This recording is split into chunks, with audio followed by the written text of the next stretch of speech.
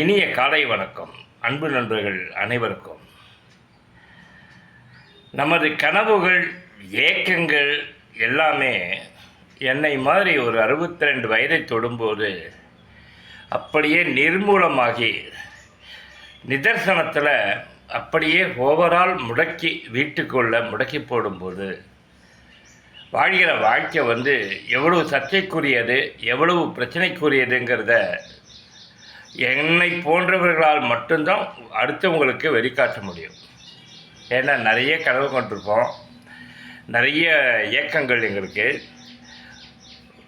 அடுத்து எல்லாமே அப்படி நிர்மூலமாகி பென்ஷன் கூட இல்லாமல் இந்த முதுமையை கூட ஒரு இதய நோய் அதெல்லாம் கொடுத்து முடக்கி போடும்போது நாங்கள் அதை தாங்கிக்கிட்டு சகித்து கொண்டு அதை ஏற்றுக்கொண்டு வாழறோம் பாருங்க. நாங்கள் தான் உண்மையிலேயே ஞானி. ஞானிங்கிறது வேறு யாரும் இல்லை. ஒவ்வொருவனும் அவனுடைய கனவு, ஏக்கம், ஆசை, லட்சியம் எல்லா விதமும் நொறுங்கி போகும் பொழுது அதை எல்லாத்தையும் வேறு வழி இல்லாமல் திகித்திக்கிட்டு அதாவது மதுவுக்கு அடிமையாகாமல் வேறு விதமான தற்கொலை எண்ணெல்லாம் வர வச்சிக்காமல் சிரித்த வண்ணம் அப்படியே மீண்டும் வாழ்ந்து சரி போடா, நமக்கு இந்த பிறவியில் பிராப்தம் இவ்வளோ தான், விதி இவ்வளோ தான், கர்மா இவ்வளோ தான் சொல்லிட்டு அந்த தோல்விகளையும் அந்த நிதர்சனங்களையும் அந்த யதார்த்தங்களையும் அப்படியே ஏற்றுக்கொண்டு புன்னகைத்தபடி வாழலாம் பாருங்க. அவன்தான் ஞானி.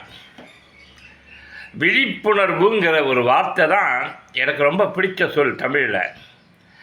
விழிப்புணர்வுங்கிறது ஒன்றுமே கிடையாதுங்க. தண்ணி குழாயை அரையும் குறையுமா மூட்டு போகிறான் பாருங்க, அவன் விழிப்புணர்வு அற்றவன். தண்ணி குழாயை மூடும்போது கூட கரெக்டாக மூடுறவன் விழிப்புணர்வு உள்ளவன்.